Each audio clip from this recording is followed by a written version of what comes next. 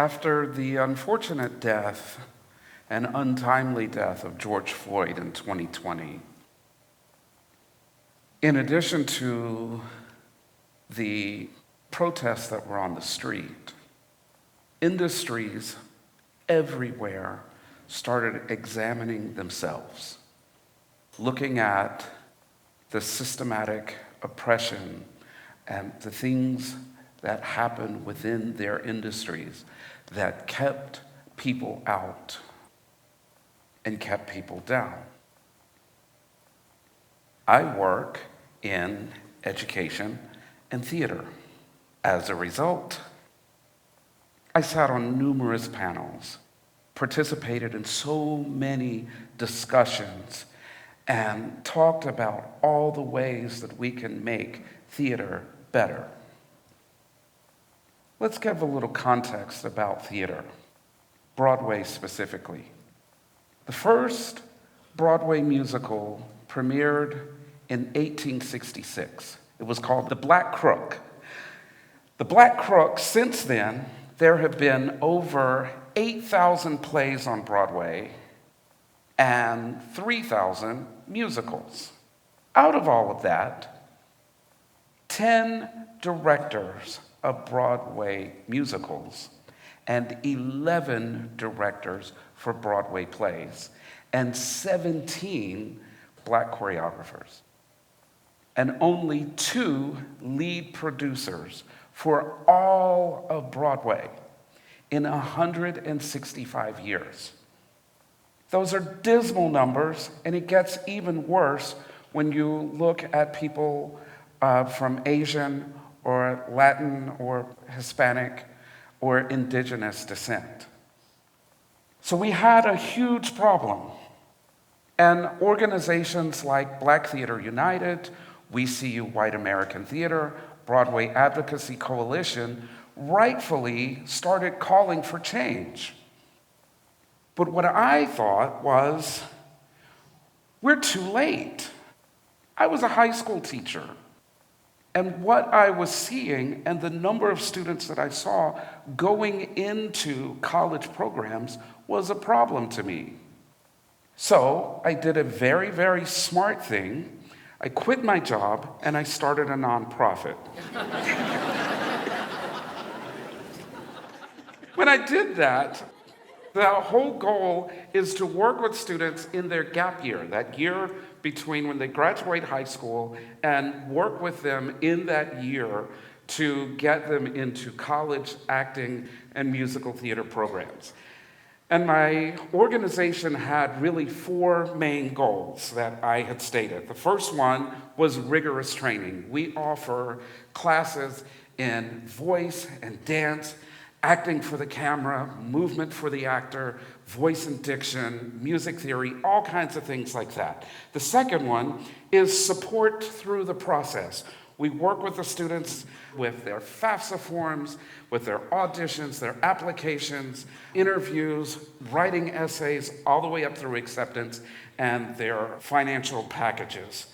Third thing was access to as many colleges and universities that we could possibly get them for auditioning. And the fourth is reliable mentorship through the entire process and hopefully through their college and early careers in the profession. But then I missed the mark too, because there is a missing key, that 5th element, if you will, which is peer collaboration. There's only one historically Black college, HBCU, in the country that offers a BFA in musical theater, and that is Howard University. Only one. And so what was going on, what's happening, is that we're sending our Black and brown children to study on predominantly white institutions. And in doing so, a lot of times these students are singular. They are the only ones who are accepted into these programs to study. So these students, instead of feeling like individual artists or feeling seen for who they are and what is in front of these colleges, they often feel isolated. They often feel like they are somehow a symbol or a representation of their entire race or their ethnicity or whatever marginalized group they feel a part of. And that leads to a low level of retention. I'm telling you, peer collaboration is amazing. It is what drives innovation. If you think about it, like Steve Wozniak and Steve Jobs, how they revolutionized computers.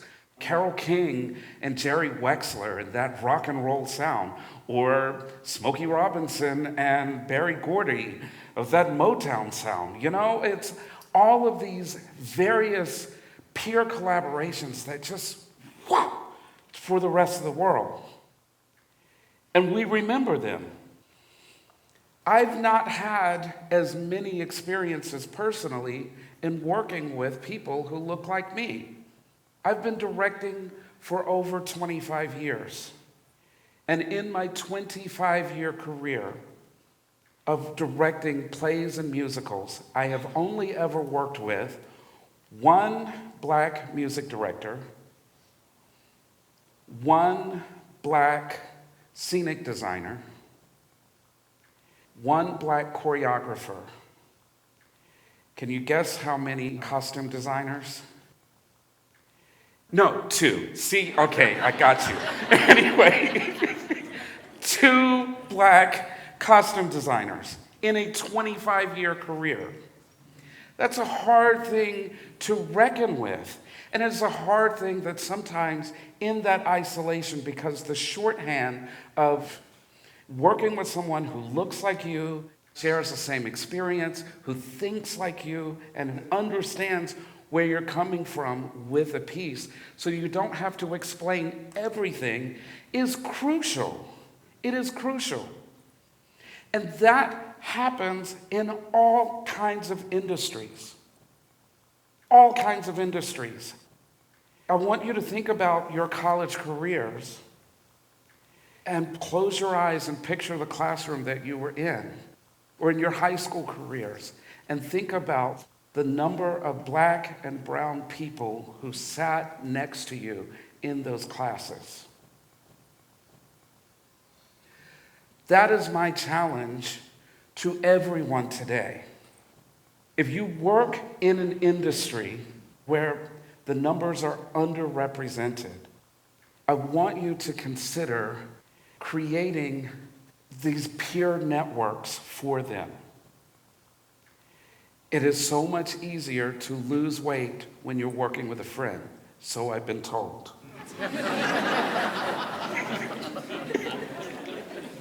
It is so much easier to get through hardships when you are working with a friend as well.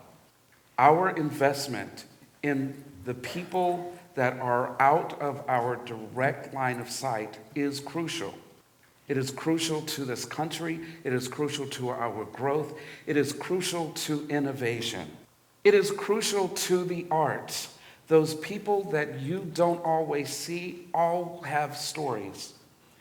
Those stories are what make our country richer. I thank you all so much.